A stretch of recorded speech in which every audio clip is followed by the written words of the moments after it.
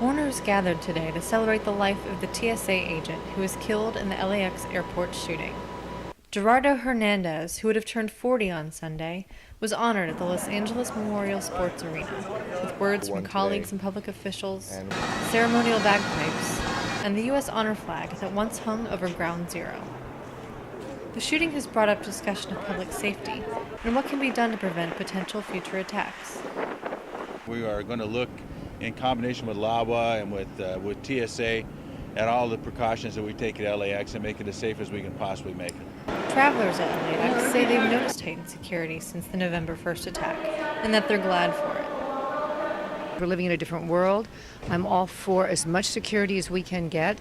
One of the shooting victims, Calabasas high school teacher Brian Ludmer, is especially thankful for the officers who saved him.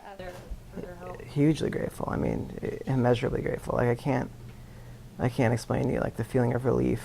Ludmer, who was shot in the leg by the same gun used in the Sandy Hook massacre, doesn't blame the lack of security, but a lack of gun control for tragedies like those at LAX or Sandy Hook. The best preventative measure we can take is to restrict the access to guns in the first place.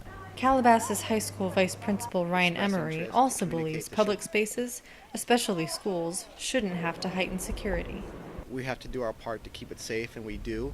But we also have an obligation to educate these students and keep a safe educational environment. Meanwhile, Ludmer, who is lucky to be alive, looks forward to walking again. It is expected to be a full recovery, so that's positive, and we're very optimistic about that. Gerardo Hernandez, however, was not so fortunate.